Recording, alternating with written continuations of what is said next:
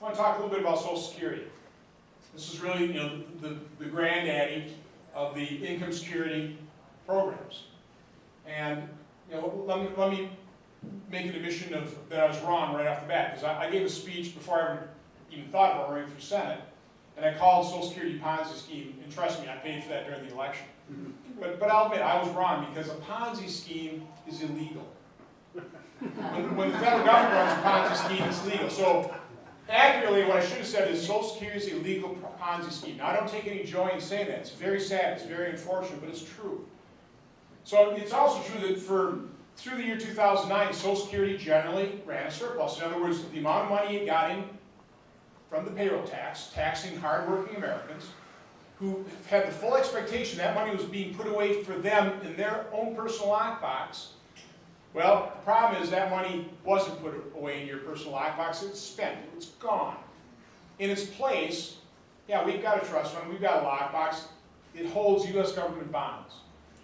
Now the problem with that is a U.S. government bond held in the hands of the U.S. government has no value. I mean, here's the analogy. If you had $20 and you spent it, and that money's spent and gone, then you take out a piece of paper, write $20 on it, stuff in your pocket, and go, hey, I got 20 bucks. No, unfortunately you don't. You have a piece of paper that you're going to have to take out of your pocket and convince somebody else to give you the real $20 in return. Okay? And that's just the truth. So, trust me, every time I hear a politician say that Social Security is solvent to the year 2033, that is like fingers on a chalkboard to me. Because here's the truth of Social Security. Over the next 30 years, according to the trustees, Social Security will pay out $12.7 trillion more in benefits than it takes from the payroll tax. According to CBO, look at those same figures, they figures about $14.6 trillion. So there's your range. Now this is a pretty solid projection right here. This is actuarial math. We know what the promises are, we know the population. So these are pretty solid numbers. Now, I don't know how anybody can look at this and say, oh yeah, Social Security, it's just fine until the year 2033. It's not. It has said the exact same thing in the 2010 publication. So yeah, you got a trust fund, but it pays benefits only in a bookkeeping sense. OMB says they're not assets that can be drawn down to actually fund the benefits. They recognize, OMB recognizes, yeah, you got an asset worth $2.76 trillion in the trust fund, but that asset is offset by the liability of the Treasury of those bonds, $2.76 trillion.